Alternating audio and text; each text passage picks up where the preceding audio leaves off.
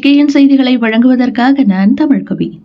Thiruvottiyur Ajax Enfield company அருகே அமைந்துள்ள பேரறிஞர் அண்ணாவின் திருவுருவ சிலைக்கு அவரது 57வது நினைவு நாளை முன்னிட்டு திருவொற்றியூர் தொகுதி சார்பில் மரியாதை செலுத்தப்பட்டது.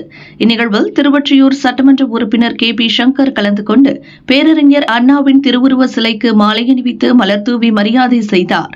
பேரறிஞர் அண்ணாவின் சமூக நீதி, சுயமரியாதை, மொழி உரிமை உள்ளிட்ட கொள்கைகளை நினைவுகூரும் வகையில் நடைபெற்ற இந்நிகழ்வில் மூத்த திமுக நிர்வாகி ராமநாதன், 5வது வார்டு மாமன்ற உறுப்பினர் கே.பி. சொக்கலிங்கம், வட்ட செயலாளர்கள், மீனவரணி நிர்வாகிகள் மற்றும் கட்சி நிர்வாகிகள் பலர் கலந்து கொண்டு அண்ணாவுக்கு அஞ்சலி செலுத்தினர்.